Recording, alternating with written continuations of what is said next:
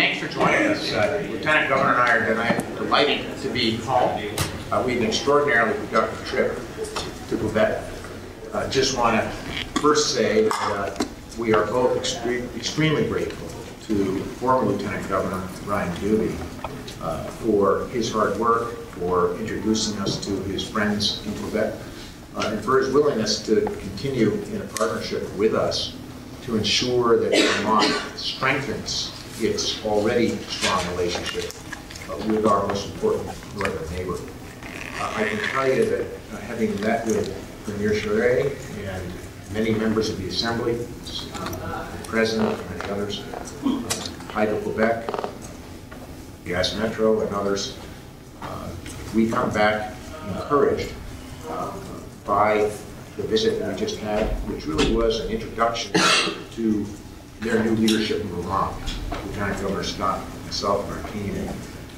But there are a couple areas where we made real progress. Let me first say, let's not forget as Vermonters that Quebec is our biggest trading partner, extraordinarily important friend, and Lieutenant Governor and I look forward to continuing to foster the very strong relationship that Governor Douglas and Lieutenant Governor Doobie have formed over the last 8 years. And we're grateful to them for their hard work, and all Vermonters should be. A couple of things that I just want to comment on in terms of real results and progress that I know we can make together. The first is in the area of energy.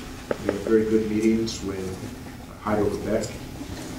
We look forward to continuing discussions with them about additional power to the contract we've already procured. We also had very good meetings with Gas Metro about the possibility of extending natural gas into the western part of Vermont. As you know, I'm eager to see natural gas distributed to Rutland via Middlebury and Florence.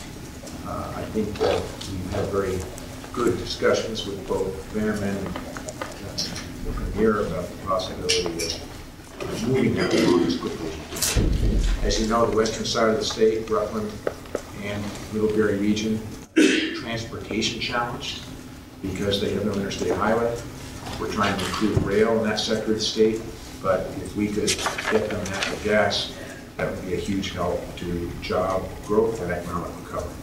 So we'll be talking more about that soon.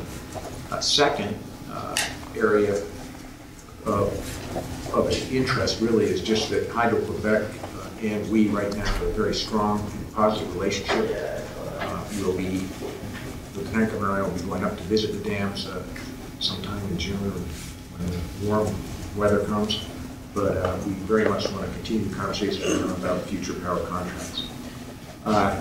Second, in the area of transportation, we had very productive conversations with the Premier about the high-speed rail line that I and other million governors are excited about, and we'll be talking about it later this month, New York, Montreal with a spur to Boston.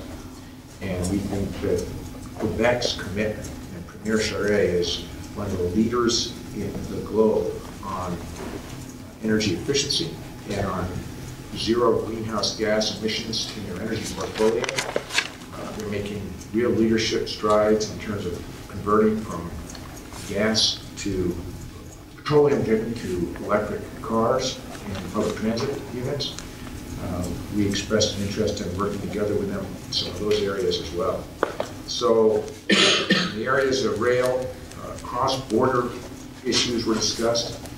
There is a need to better coordinate the expansions and or closures of border crossings between the United States federal government and the Canadian federal government. And the Premier and I and Lieutenant Governor Scott agreed to work together to try and improve areas there. What's the problem? Some of the border crossings that are currently being considered shouldn't happen, in my judgment.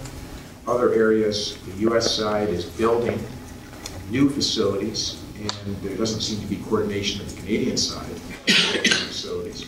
So that's another area where we plan to work together. In short, very productive trip, beginning of what we know will be a continuing strong relationship with our northern friends. And Lieutenant Governor, why don't you